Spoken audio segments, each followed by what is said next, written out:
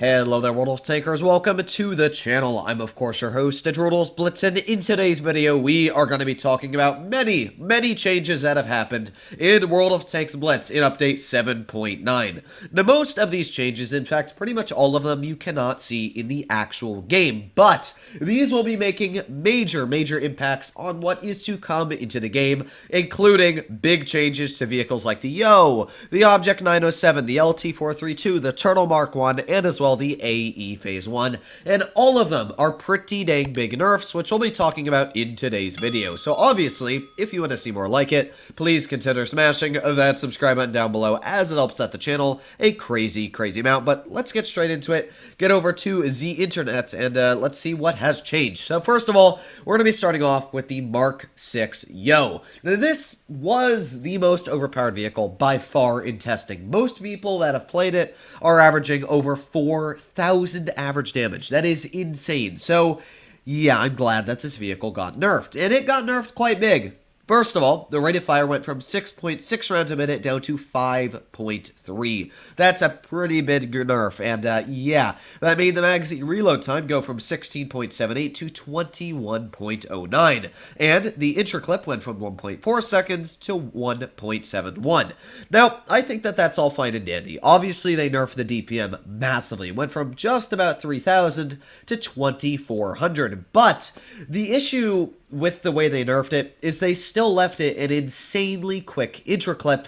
You have to remember that this tank still deals the exact same 450 damage per shot, meaning that in a matter of 1.71 seconds you have dealt 900 damage. It doesn't matter how long your reload is, the fact that it's able to dump out that much quickly damage is definitely still overpowered. And honestly, as I said last time I talked about this tank, they should just remove this gun. Sure, the 120mm is going to be the more preferred gun, and it would bum people out if they removed it, but that's because it's overpowered. And if you're a player that's only going for this tank currently because it's overpowered, well then, you're in the wrong mindset already. The other gun is actually pretty good. It's got good damage per minute, and all you can see they've changed is the power to weight, which is the same for both guns. So the one gun, the 105mm, actually will still carry like 2,900 DPM, and this gun will be way less DPM, but because it has that interclip, I still think it's going to be quite an overpowered vehicle in testing, and they're probably going to have to nerf that interclip. I would say 3-second interclip, or even maybe a 3.5, but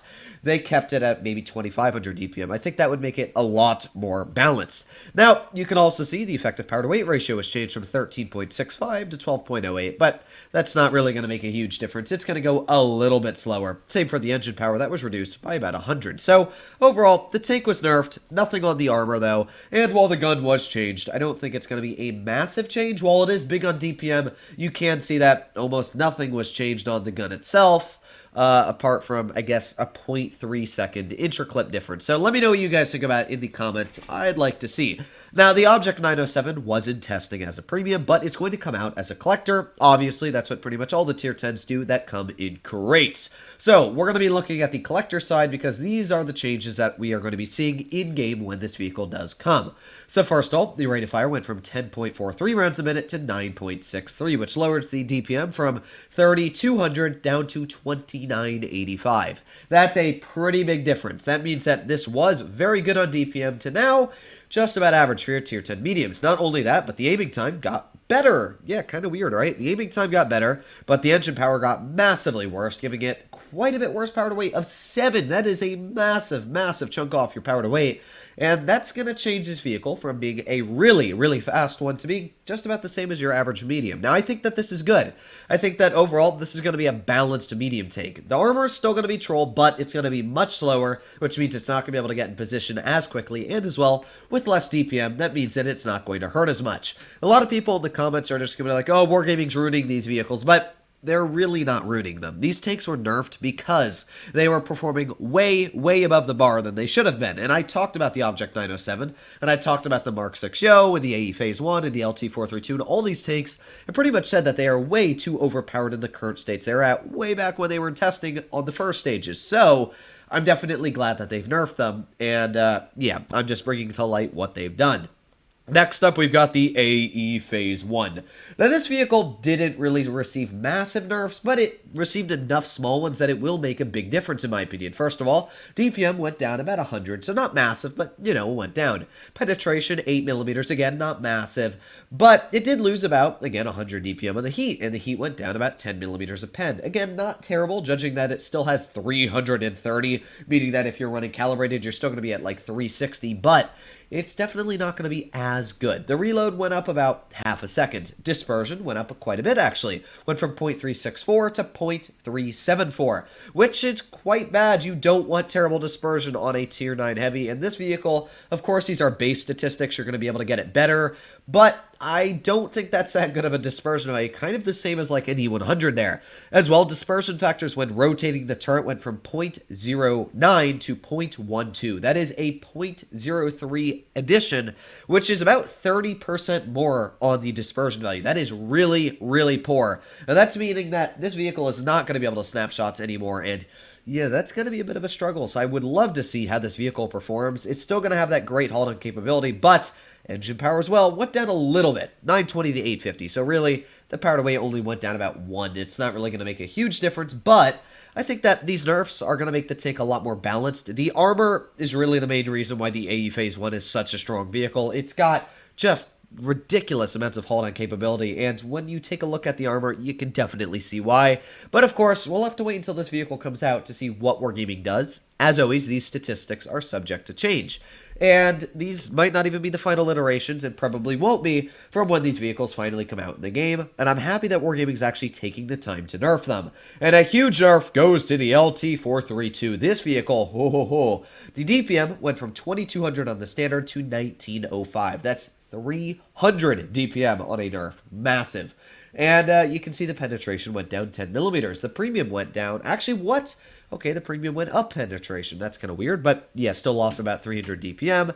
And the HE went up 6mm of pen. I don't know what to say about that. I think it's actually because they changed the gun. That's what it looks like. It looks like they went from a specific gun on this vehicle to one of your normal 100mm. Now, overall, the tank looks still decent, but the DPM did suffer a lot as well. Because of that, you can see the rate of fire got way, way worse. But base aiming time actually got better. Base dispersion got way, way, way, way, way worse. And same for dispersion factors when rotating the turret.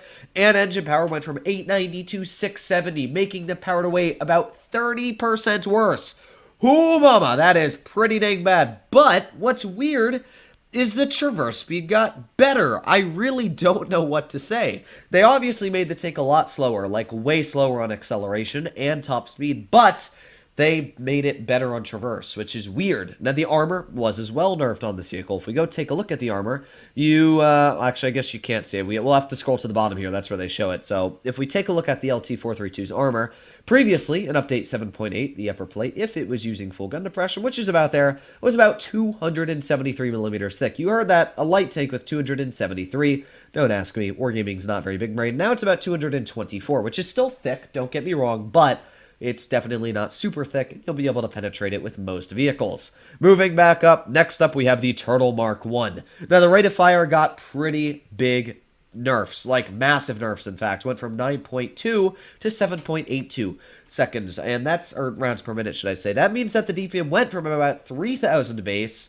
to 2581. That is a huge damage per minute nerf. Huge. And it turned what was a very good vehicle in my opinion to now a trash vehicle. They absolutely ruined the tank. As my friend Batchat says, it's ruined. They completely destroyed the turtle, and they're definitely going to have to buff it. Look at the dispersion. It literally went from being really good at 0.307 to 0.364. That's E100 levels of dispersion. Dispersion factors when rotating the turret went, again, about 20% worse, making it terrible. Like, what the heck were they thinking? And the base aiming time went from 1.82 to 2.01. I think that they absolutely trashed this tank.